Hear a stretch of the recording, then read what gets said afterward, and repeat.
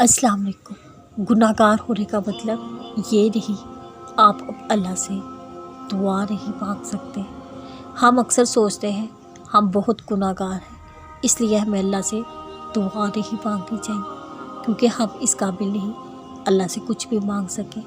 حالانکہ ہمیں یہ نہیں پتہ ہماری دعاؤں کا معاملہ جس ہستی کے ساتھ ہے وہ رحم میں سب سے بڑا ہے، اس کی بخشش ہمارے تصور سے باہر ہے، اس کی سخاوت غیر محدود ہے۔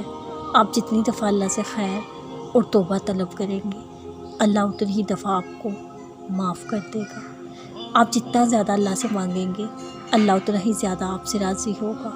آپ نے کبھی بھی اللہ سے مانگنا نہیں چھوڑنا، پھر آپ اپنی نظر میں کتنے بڑے گناہ گار ہی کیوں نہ ہو۔ گناہوں کا احساس ہو جانا ہی سب سے بڑی دلیل ہے اللہ نے آپ کو معاف کر دیا، ورنہ کتنے ہی ایسے لوگ ہیں جو گناہوں کے بعد بھی یہ خیال کرتے ہیں ان سے بڑا نیک انسان کوئی نہیں، اور پھر اپنے اسی خیال کی بنا پر خود پر غرور کرتے ہیں۔ اگر اللہ نے آپ کو اتنی طاقت دی ہے، آپ اپنے خطاؤں کو دیکھ سکتے ہیں، تو جان لیں اللہ اب آپ کو بخشنے والا ہے، بس دیر آپ کی توبہ کی ہے۔ آپ کو کوئی بھی اللہ سے دور نہیں کرتا، آپ خود اللہ سے دور چلے جاتے ہیں جب آپ اس سے مانگنا چھوڑ دیتے ہیں۔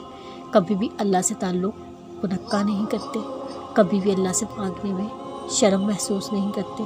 اس کے خزانے ہمارے ہر تخیل سے بڑے ہیں اور ہمیں ہمیشہ عطا کرتا ہے۔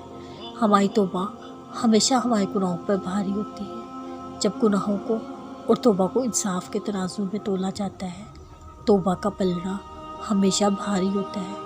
سو آپ نے یہ سوچ کر اللہ سے مایوس نہیں ہو جانا، آپ کے گناہ بہت ہیں، یہ خود تجزیے اپنے دلوں سے نکال دیں، کیونکہ ایک توبہ سب کچھ ٹھیک کر سکتی ہے۔ بس ایک توبہ آپ کا اور اللہ کے رشتے کو پھر سے نیا کر سکتی ہے۔ اللہ کو اتنا غصہ آپ کے گناہوں پر نہیں آتا، اللہ کو جتنا پیار آپ کی توبہ سے ہے۔ اللہ ان کی دعائیں بہت جلدی قبول کرتا ہے جو توبہ کرتے رہتے ہیں۔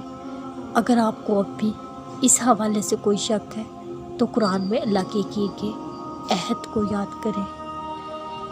اللہ توبہ کرنے والوں کو دوست رکھتا ہے۔ اللہ نے تو آپ کی جانب دوستی کا ہاتھ بڑھایا ہے، پھر آپ کیوں ہچکچا رہے ہیں؟ توکل ہو تو موسیٰ علیہ السلام جیسا۔ پتہ ہے موسیٰ علیہ السلام کا توکل کیا تھا؟ زندگی میں اکثر ایسے لمحات آتے ہیں